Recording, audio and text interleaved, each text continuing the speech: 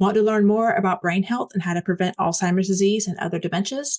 If so, join me for this week's episode with Barbara Gustavson, where we're talking about risk factors and practical strategies to keep your brain working at its best. Welcome back to This is Getting Old, Moving Towards an Age-Friendly World. I'm Dr. Melissa Batchelor, and I am a nurse practitioner, and I wear a lot of different hats in my work, including hosting this weekly podcast to bring you news and information on aging, caring for someone living with Alzheimer's disease, and a wide range of topics that I hope will help move us towards becoming an age-friendly world. Because when things are age-friendly, they're friendly for everyone. So if you like the podcast, the best way to help me grow and support the podcast is to like it, share it, and leave a review in whatever platform you've tuned in on today. Because no matter how old you are today, we are all aging, and these issues are going to become increasingly important. If you're a millennial, there are things that need to be in place when you reach the age of 65. So we have about 20 to 25 years to get these things in place to help you age with the support and choices that will help you, just like the people that are 65 today. Your likes, shares, and reviews help get the information out to help more people dealing with these issues. But right now, let's get going on this week's episode.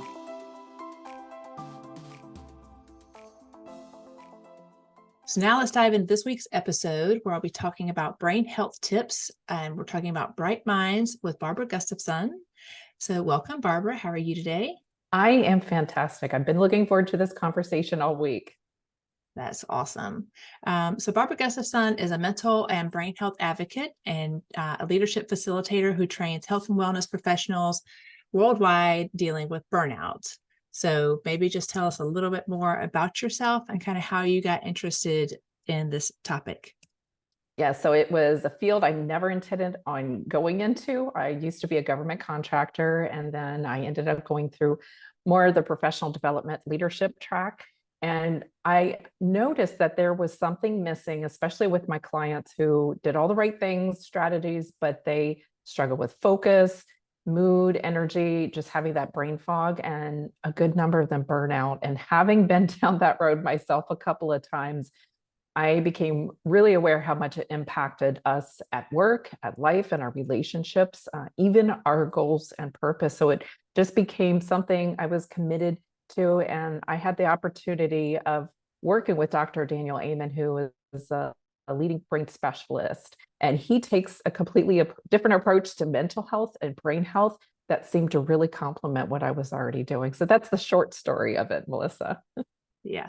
And by the way, here's his book, Change Your Brain, Change Your Life, which you recommended to me when we kind of met to plan this episode. I've been listening to it and obviously got a copy of the book just because there's a lot of things that actually resonated with me, things that I knew, but you're right in the way that he applies it and thinking very specifically about kind of which part of the brain that you're using to do a particular task, and if there's over or under activation of that part of your brain, how it can impact your overall functioning. And so I think I'm on like chapter 9. So tell us a little bit more about this Bright Minds acronym and kind of what that means. Absolutely. And I remember when you and I were first talking, we were both talking about how we had a heart for caregivers. Like, they're the most remarkable individuals who dedicate like their time, their energy to supporting everyone else. While their commitment to their well-being, is commendable, it's also essential that they take care of their brain health. Their health matters too. And so the Bright Minds is an acronym that I use to teach to some of the risk factors that we might have when it comes to our brain health. And we know that Alzheimer's disease is such a devastating condition, so many brain disorders out there that affect so many individuals. And so when you help protect your brain, you reduce the likelihood of Alzheimer's and other related illnesses. And so through the Bright Minds, it's just a simple acronym to help us remember those risk factors. The very first one is blood flow. So blood flow plays a crucial role in maintaining a healthy brain, also a healthy body. And there's risk factors to blood flow as well. And two of those risk factors are stroke and having a sedentary lifestyle. So think about how strokes can result in, brain damage. They can affect your memory, your cognition, and it's a significant, again, risk factor for Alzheimer's. And a key is to reducing the risk factor, because often when the symptoms appear, when something happens, it's we're really in this situation where we're trying to really triage it, get it better. But the truth is our brain is very resilient. And they've said that your brain can start experiencing symptoms as early as 25, 30 years before it actually becomes a problem. And then with too or little no exercise. So think about being sedentary, you have less blood flow. You have less blood flow here, and getting too little exercise can even harm the brain. So the idea is to boost your blood flow in little ways, especially to this part of the brain, because that's where we make decisions. That's where we have judgment, have relationships. It can Right. also, And just for people who are listening, she's pointing to the front part of her brain, which is where your frontal lobe is. And actually, I think blood flow is actually more important with what we call multi-infarct dementia. So there's several different types of dementia, but for blood flow, I think that really makes me think a little bit more about someone who's having like little TIAs or little mini strokes.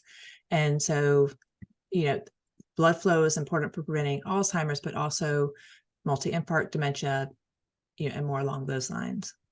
Absolutely. And if you look at some of the neurohormones, which we'll talk about later, dopamine is one of those chemicals that can give us motivation, like get us off the couch. And whenever we boost blood flow, we can increase our dopamine in healthy amounts. So exercise, can help your mood too. And it's been known for people who exercise, they can be less oppositional. They can be more flexible, more focused. And there was a UCL study done that if you walked a mile every day, it can actually increase gray matter in your brain. And one of the things I learned about gray matter is the support is to support your brain processing, which is very important for any daily function. Mm-hmm. Okay, so what does the R stand for? Yes, so the R is for retirement or aging. So think new learning, and also loneliness. Those are two things that are risk factors for retirement and aging. So new learning, because any mental stagnation can increase the risk of Alzheimer's. And a way you can counter this is to make continuous learning a part of your life. So challenge your brain with new activities, hobbies, and skills. I love to take classes. I'm a book junkie too, so I love to learn new things. I'm currently in grad school. So think about a lot of people, as soon as they are finished with college, they go into work and their learning goes way down. They're learning about their work, but they're, reducing the connections that they were, making when they were in school. And that's something that can definitely create a risk factor if we don't have any new learning. And loneliness is think of the isolation.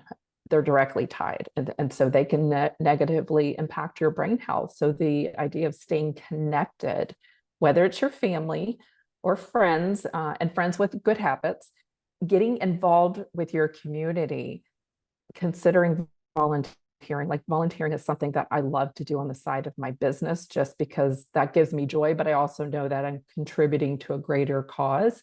It helps me stay connected. And there's a lot of research pointing to loneliness and lifespan. That's really fascinating.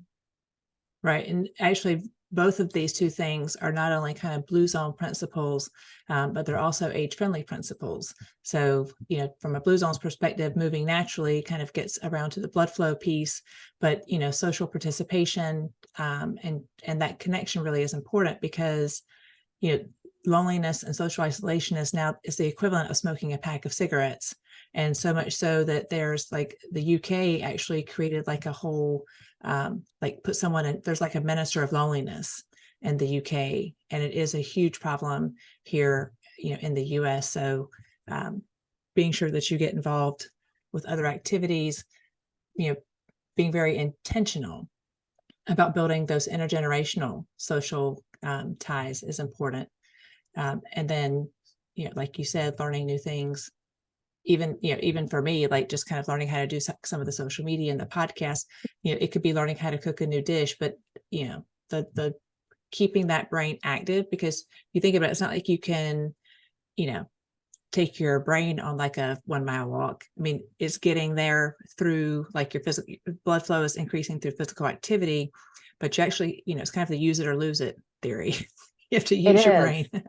Yeah, definitely. And what's really interesting is you can combine the two. When you're learning with other people, you really start to boost even more. And an example I give is at the beginning of the pandemic, I remember just craving to be outside. I love nature. And there was a lot of women just wanting to be outside too. Some of them, they wanted to be together, and that was really challenging. And one of the things I love to do is kayak. And so I connected with a local outfitter. We rented kayaks. We had plenty of space between each other. A lot of the women were terrified of water too, but this is very calm water. So they were willing to learn something new and face a fear, but also do it together. And some of us are still friends today. So we can get creative in this. All right, so now let's move on to I. Yeah, so I is for inflammation, and this we can take this in so many different directions, but we'll stick to diet mostly and also omega-3 levels. But think about how much we consume processed foods, which are high in sugar, unhealthy fats, artificial additives. A lot of those promote inflammation in the body, but also the brain. Whatever you're feeling in your gut, you're likely feeling it in your brain too, because there is a connection. And chronic inflammation, prolonged when it continues, it can lead to oxidative stress. It can even damage your brain cells and contribute to that cognitive decline and Alzheimer's disease. And to reduce this, start shifting towards an anti-inflammatory diet that's rich in fruits, vegetables, and whole grains. And definitely work with your doctor on this, because there could be other factors going on, and some people do have food sensitivities. So think about the foods that are packed with antioxidants. Think of the colors of the rainbow.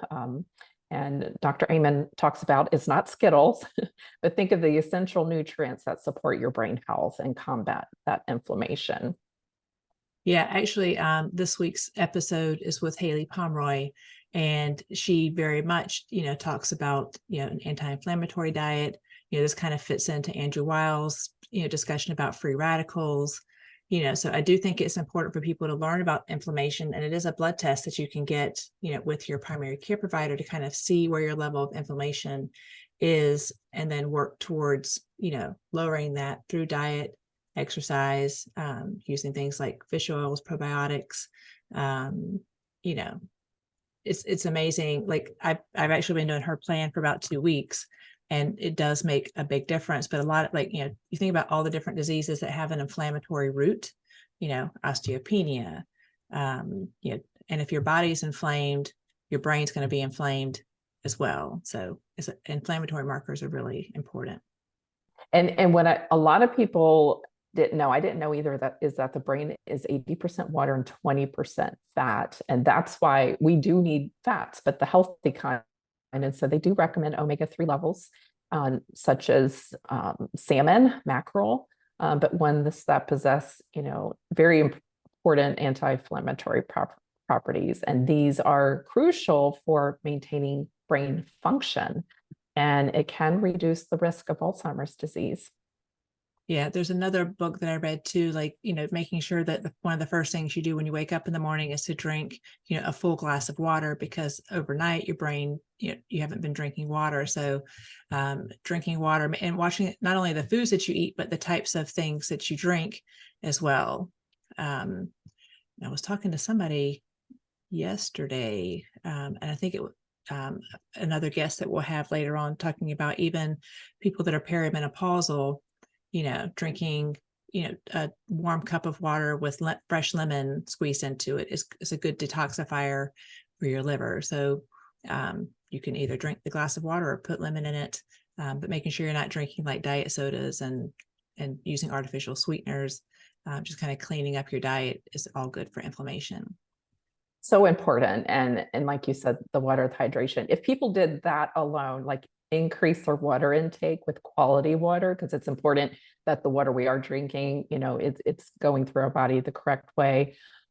If they did that alone, they may see some of the brain fog go away. They may see some of the, just feel more clear in general. But yeah, super important. So the G is for genetics. This one is particularly near and dear to my heart in an area of concern for me because we have something called Huntington's disease that runs in my family. It's different than dementia, Alzheimer's, but the easiest way I can describe it, it's like having dementia, but it's also like having ALS and Parkinson's, all three at the same time.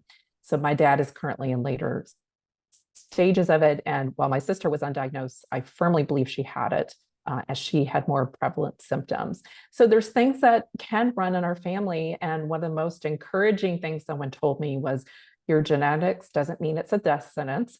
And while you can't change certain things in your DNA, you can be proactive caring for your brain. And early screening and monitoring are so important, especially if you have a family history of certain things that run in your family.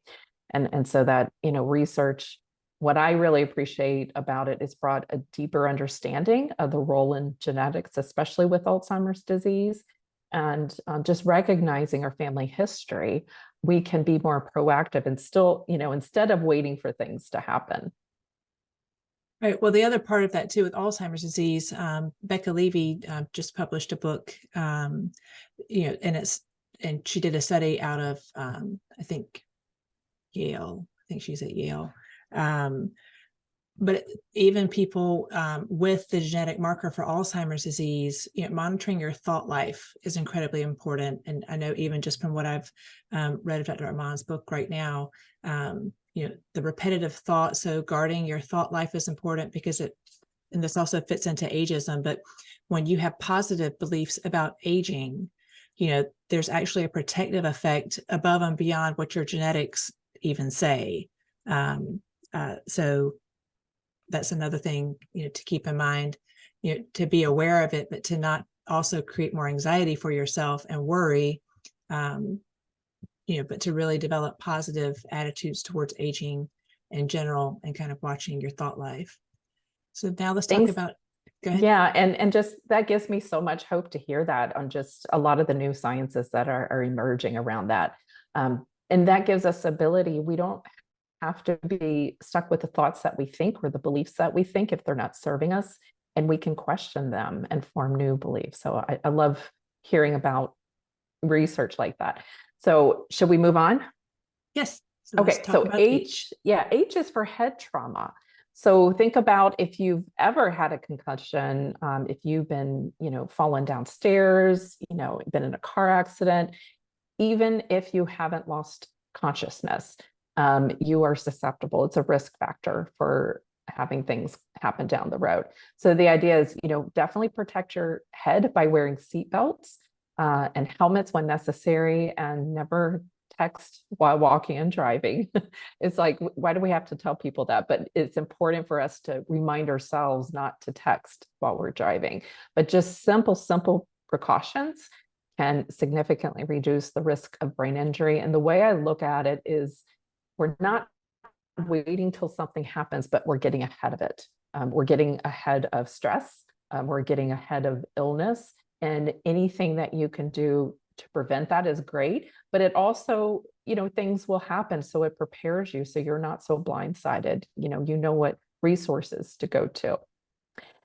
And T is for toxins. It's really interesting to see some of the brain scans, in particular SPECT imaging done by Amen clinics, that you can see signs of mold, even Lyme's disease, heavy metals, things like that can show up in brain scans. It directly impacts activity and blood flow.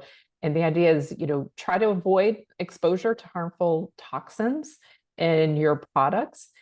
Choose natural, non-toxic alternatives whenever you can. Obviously, we can't always know what's in the air when we're walking around, and that we may have been exposed to something early on, but there's things that we can do to prevent, but also, pull those out of our system. And I think mold is a big one that many people don't know about as much. As something that I've had mold issues before, but it can be really harmful to the brain on many levels. And the body sometimes needs help with detoxing that. So supporting your body's detox system, your organs, including your kidneys, your gut, your liver, even your skin, just to eliminate toxins and reduce that risk.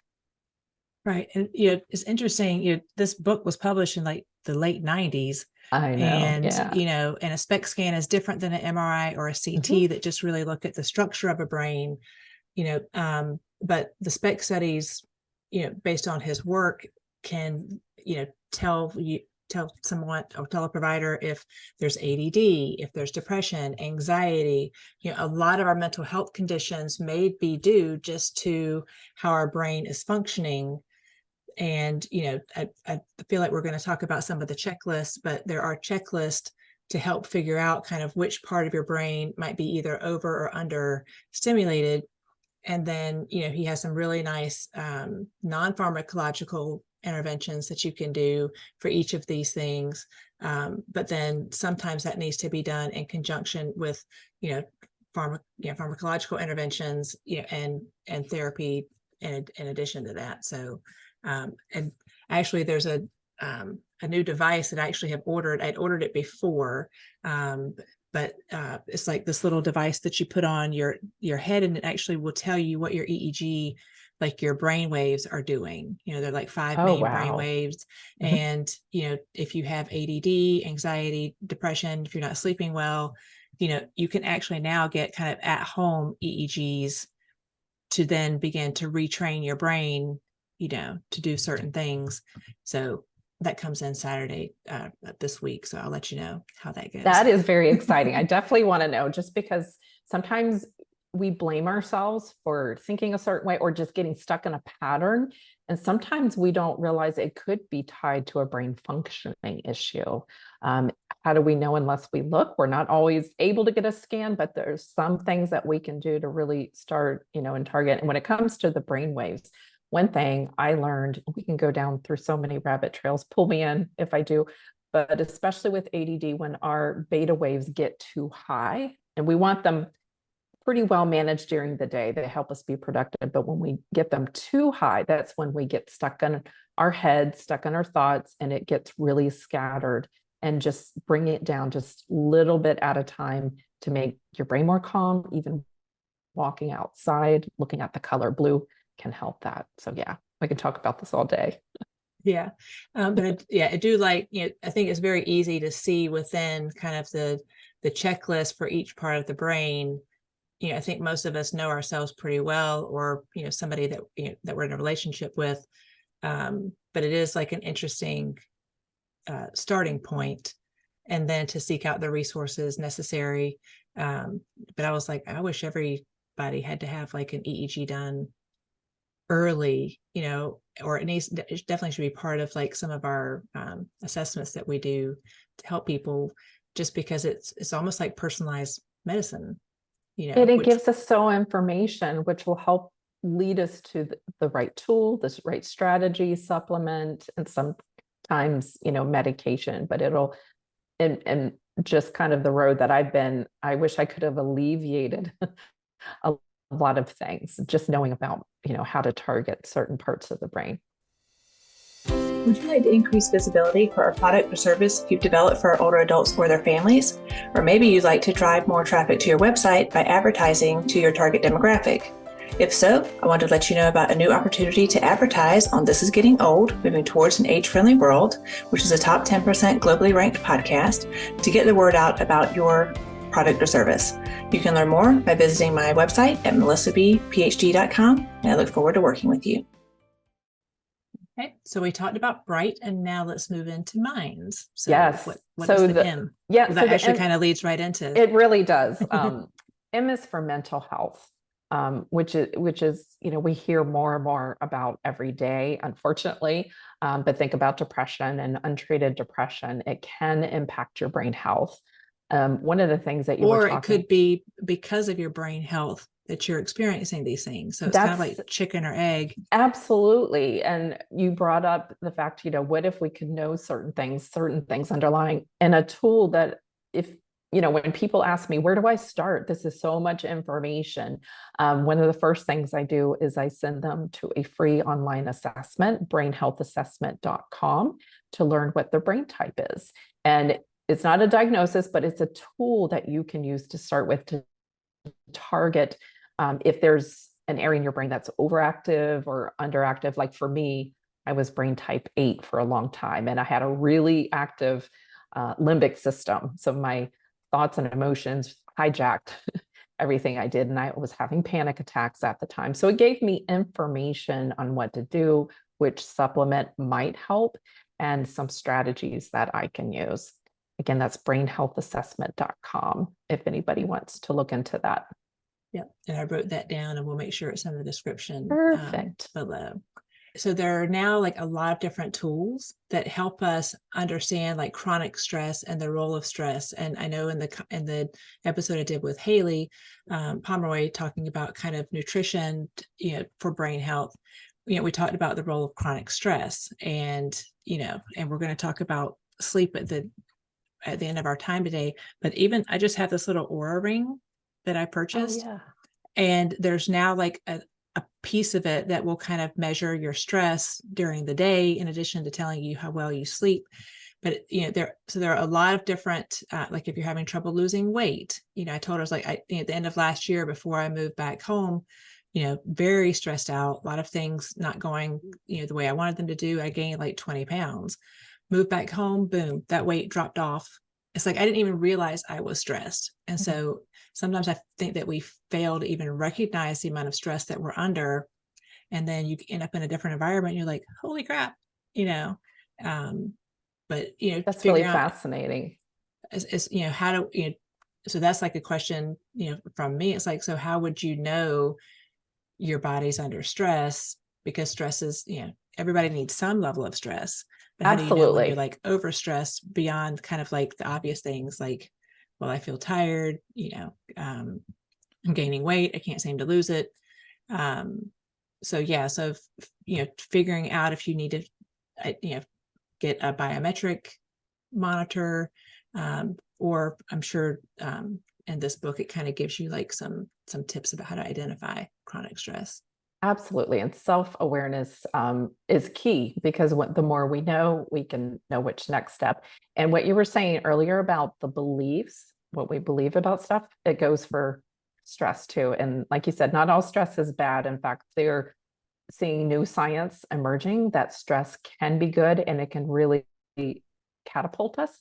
But it's the chronic stress that really, accumulates over time that can become a significant risk factor.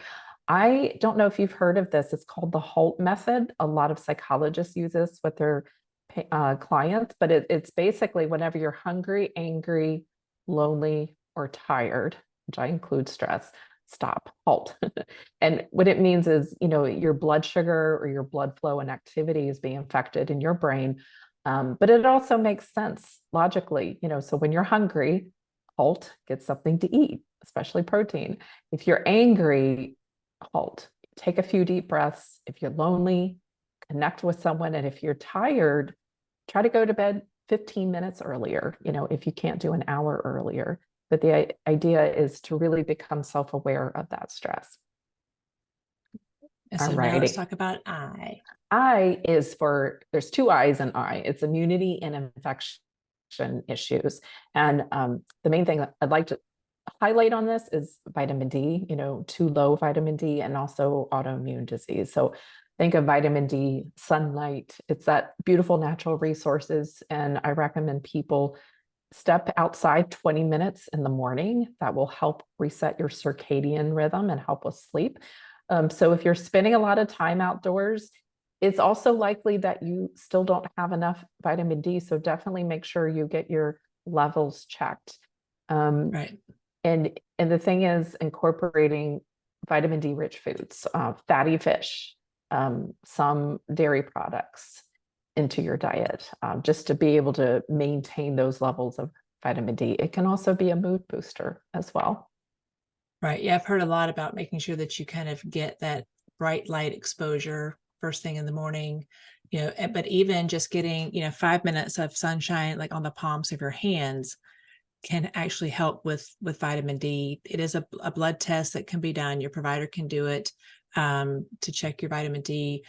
And you have to have vitamin D in addition to calcium in order for bone health, and so much of our time now is spent indoors that vitamin D deficiency is pretty common.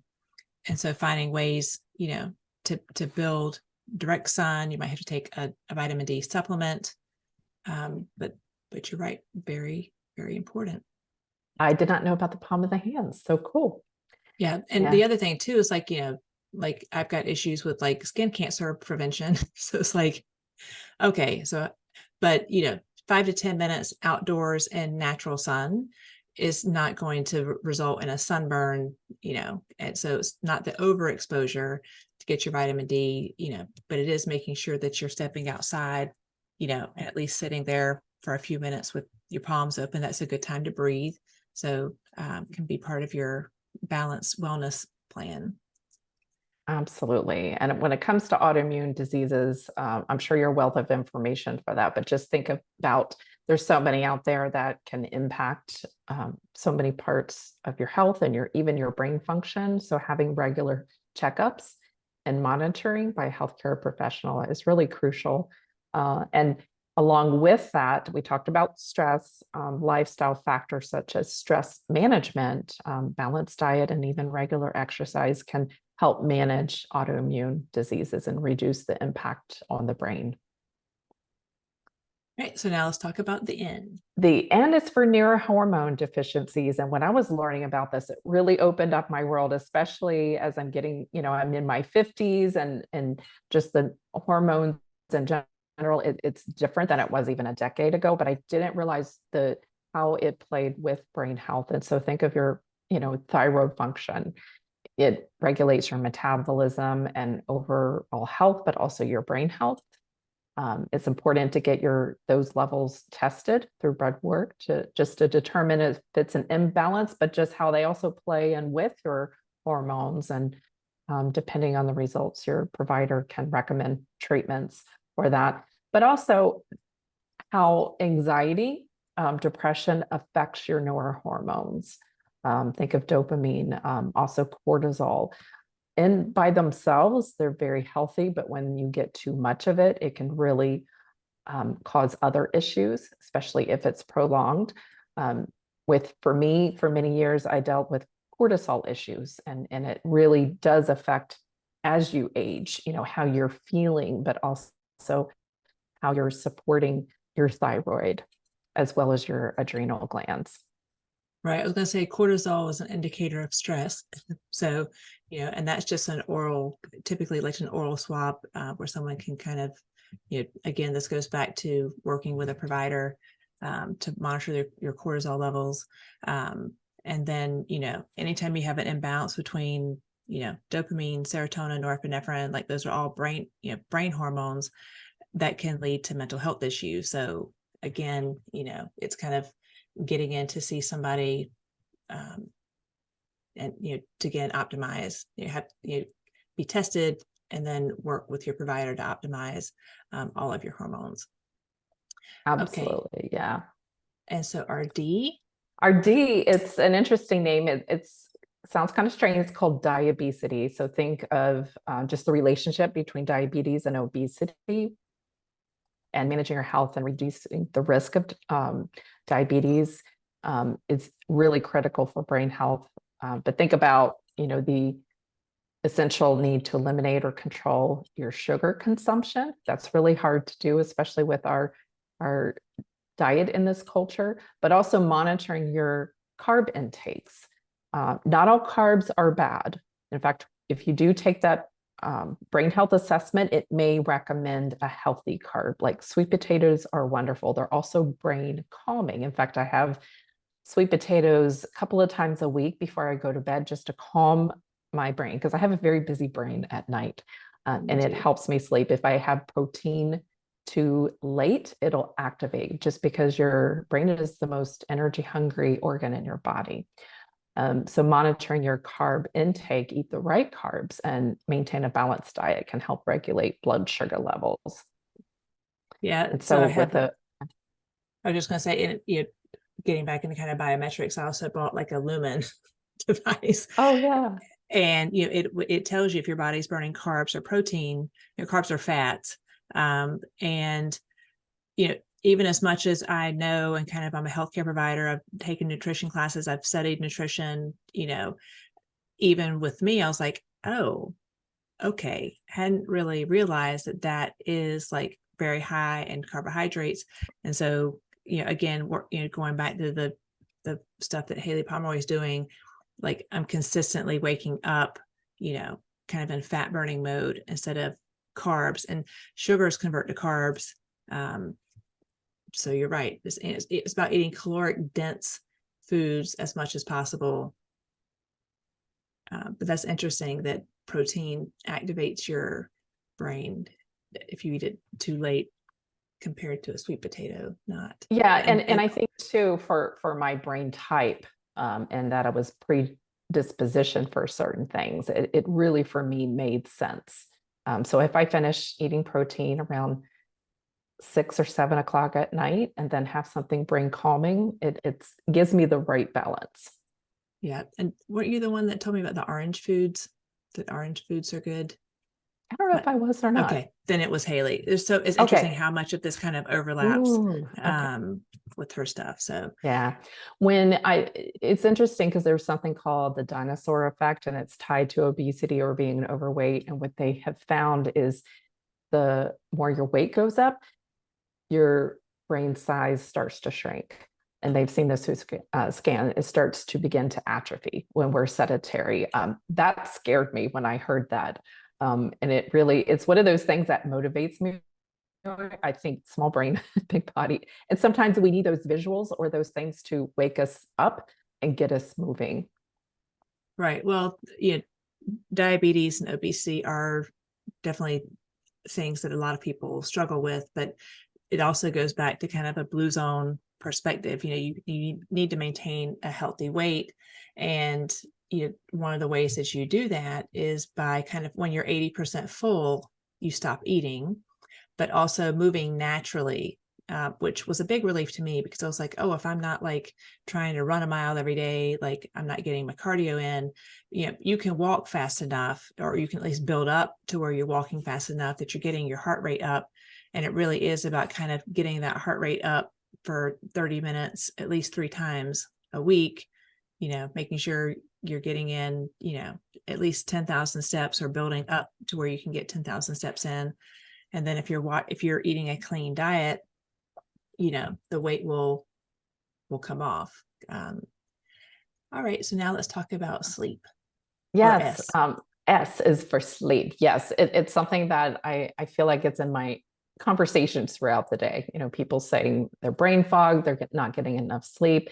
And so 2 of the risk factors with sleep, insomnia, but also sleep apnea.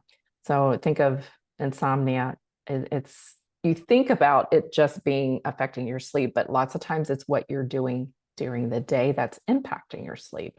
So also look at habits you have. Are you drinking coffee too much throughout the day? And for me, I can't drink coffee, whatever reason, past noon. It does dehydrate the brain, so I don't drink it a lot, but I love to have my cup of morning coffee. So I don't have it past a certain time, and my sleep is fine. So it's important to correct sleep issues, as sleep deprivation, it literally decreases brain activity, and it can impact your whole day. So if you've had a hard time getting up in the morning because you haven't had enough sleep, or if you haven't had quality sleep, or if you haven't been able to fall asleep, at the front end, these are important to address because they impact your focus, your judgment, even your decision making. And who wants brain fog? Not me. So just a few tips: go to bed a little earlier, again, 15 minutes if you can't do a lot. Try to turn off electronics at least 2 hours before you go to bed. Your brain loves routine. It is also communicating to your body, your circadian cycle. If we trick it or think it's still daytime, it's going to stay up all night or not go to sleep. Alcohol is a depressant, and it might help you fall asleep, but what will happen is you'll usually be up a few hours later when it wears off. Yeah. Well, and you have to go to the bathroom too. Yes, So that too. that is, yeah, there is one thing about this Aura ring, like I've always heard, we all know you need 6 to 8 hours of sleep a night. And, the amount of sleep you get is different than the amount of time you spend in the bed. But what I like about this Aura ring is it kind of tells you how many hours you slept. It gives you like a breakdown of the different sleep stages, how much you've gotten in each. And, when I first got it, I mean, my scores, like you end up with getting what's called a readiness score when you wake up in the morning. And I'm competing with not competing, but have a couple of friends that were keeping each other accountable. We'll say it that way. But it's like just making myself go to bed at 10, to be up at 6. Like my readiness score went from being like 60, and my sleep quality score improved to where now they're like 85, 90, and it does make a big difference. When I thought I was doing pretty good. And then you have this biometric thing and you're like, oh, I'm not doing as good as I think I am. So I better like reevaluate that. So any final thoughts? And we also want to know like how to get in touch with you. Tell us a little bit more about what you do with your workshops or some of the work you're doing, because you're a leadership facilitator. Yes. So a quick final thought, if any, like whenever, like, again, I love to learn and I'm writing all this stuff down, but the idea is to take one small thing you learned today and put it into action. And one of the things I tell people is really get clear on what you want. Like, what do you want for your physical health, or what do you want for your brain health, or your social connections, or even your mindset, or even your spiritual connections? Like that gives us meaning and purpose. Because if you don't have a goal in what you want, we can go in many different directions, and goal setting is a prefrontal cortex function of your brain. So that's where I would start. As far as my work, I love my community. I live in a smaller community as compared to some, and I really love getting in there and working with health professionals, but I also work with first responders and veterans, and some of those impacted by PTSD, and helping them re-regulate their nervous system through the horse program that I co-facilitate.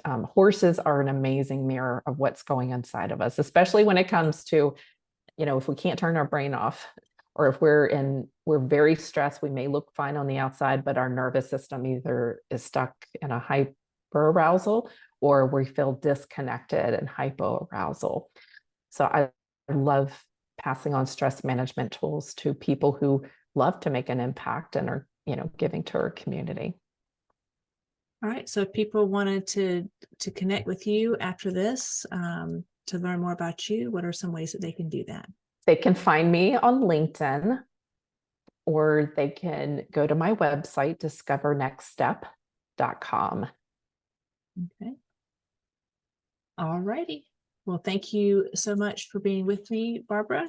And I wish you all the best with all the work that you're doing. And thank you for showing me about Dr. Amnan's work. And yeah, I'm like, I need to figure out where he has a clinic and see if I can get myself and my son in there.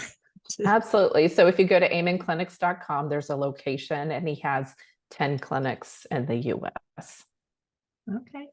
But thank you so much for having me. Yep. Thank you so much. Thank you so much for listening to this week's episode. You can check out other episodes on this platform or visit my website at MelissaBPhD.com. Thanks to listeners like you, in the first 18 months of This Is Getting Old, we have reached a ranking of top 10% globally, and I cannot tell you how much I appreciate your support in making that happen. I'm also really excited to let you know that you can now work with me directly, either one-on-one, or you can join one of the groups that I coach. Particularly if you're an adult child dealing with an aging parent, or a caregiver trying to manage the complexities of someone living with Alzheimer's disease. In the show notes, you can also find information about how to reach out and contact me directly, and I hope to work with each of you very soon as we discover and share more ways to make the world more age-friendly for everyone. My website also has information about how to contact me for speaking engagements, or if you have someone you'd like to recommend as a show guest for This Is Getting Old. If you have a product or service in the aging space that you would like to advertise and or sponsor an episode, there's more information about that on my website. And you can also find books and courses that I developed and learn more about the products and services that I recommend. So don't forget, if you like the podcast, the best way to help me grow and support it is to like it, share it, and leave a review in whatever platform that you tuned in on today. Your likes, shares, and reviews help increase my rating and my rankings, and also help other people find the podcast. I look forward to reading your reviews and hearing from you.